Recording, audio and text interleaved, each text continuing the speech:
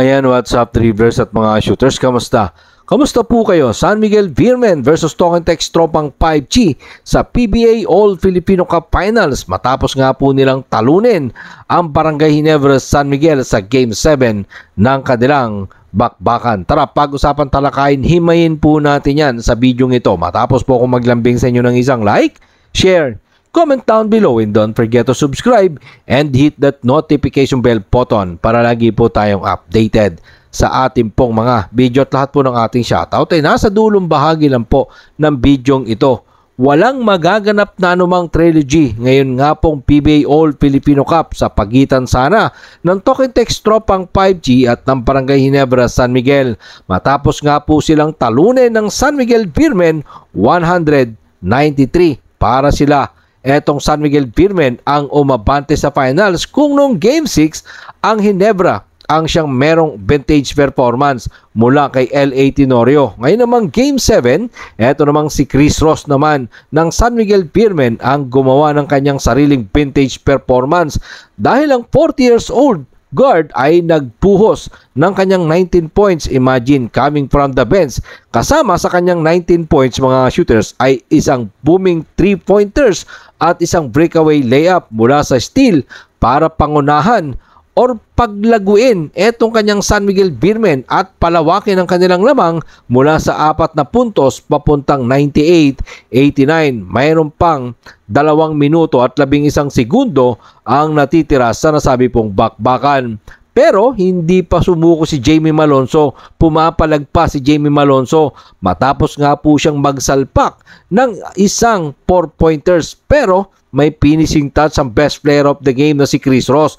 Mula naman sa mga sablay ni na RJ Avarientos at Scotty Thompson at yun na nga ang nagsara sa pintuan ng Barangay Ginebra San Miguel Gin Kings na masungkit sana ang kanilang pangatlong pakikipagbakbakan sa Token Text tropang 5G para sa nasabing panalo mga shooters, no, makakabawi sana yung Barangay Ginebra sa Token Text pero hindi na nga po mangyari yan dahil alam natin eto na nga pong San Miguel Beermen na Token Text ang silang magbabakbakan pagdating ng Sunday. Sa nasabi nga pong panalo ng San Miguel Beermen, nanguna sa kanila eto nga pong 8 times PBA MVP as usual si Junmar Pajardo sa kanyang scoring matapos nga po siyang magambag ng kanyang 21 points, pumitas ng 19 monster rig rebound, sinamahan ng 3 assist, 2 block shot at isang steal.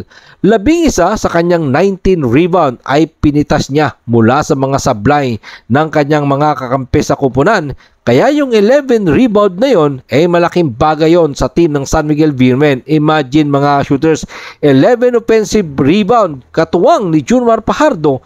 Eto nga pong scoring, sina CJ Perez may 15 points, Moutaw Tuan na kumamada rin ng 14 points, Don Troliano may 10 puntos. Samantalang sa Barangay Ginebra San Miguel, maganda naman yung kanilang scoring sa pangunguna nga po ni Jamie Malonzo sa kanyang 22 points, 4 na rebound, 2 assist sa loob ng 31 minutes na playing time. Samantalang si Scotty Thompson, RJ Avarientos ay may parehas na 16 points. Si Troy Rosario nagambag ng 15 points. Si Japet Aguilar at Stephen Holtz meron ding tag-12 puntos. Sa nasabing panalo ng San Miguel Beermen, pipigilan nila ang pangarap na Grand Slam ng Token Text tropang 5G na nagsisimula nga po yan this coming Sunday sa ganap na 7:30 PM dyan sa loob ng Smart Araneta Coliseum. Ang tanong, mapipigilan kaya nila ang Token Text tropang 5G na magiging ika-5 kupunan na mananalo ng Grand Slam mula nga po noong 2014 dahil pinanalunan yan ng mga bataan ni Coach Tim Cone noon ay San Mig, mga shooters, no, at isa rin nga po itong Grand Slam, itong San Miguel Beermen na nagbigay din ng Grand Slam sa kupunan pero dala po nila dyan ang banner ng Petron Blaze Booster. Kalaban po nila dyan ang Token Text din, mga shooters, no, Game 7 noong pong 2011 Governor's Cup. Kaya naman inaasahan natin itong bakbakan ng 2 kupunan na San Miguel Beermen, Token Text tropang 5G, talagang umatikabong bakbakan sa pagitan ng SMC at ng MVP. Sino ang mananalo sa 2 kupunan? Ikaw, kanino ka Uumpisahan po natin ang bakbakang yan. Uumpisahan ang PBA ang bakbakang yan this coming Sunday dyan po sa loob ng Smart Araneta Coliseum. Kaya kampihan na. Kanino ka? San Miguel Firmen, Togetex Tropang 5G sa PBA All Filipino Cup Finals. Maraming salamat po sa inyong panonood. Ano naman po ang inyong maging opinion? Diyan po natin yan pag-usapan sa comment section. Ingat and God bless everyone. Adjourn, pero katulad po ng ating nakagawian, bago po natin tapusin ang ating video, shoutout po kina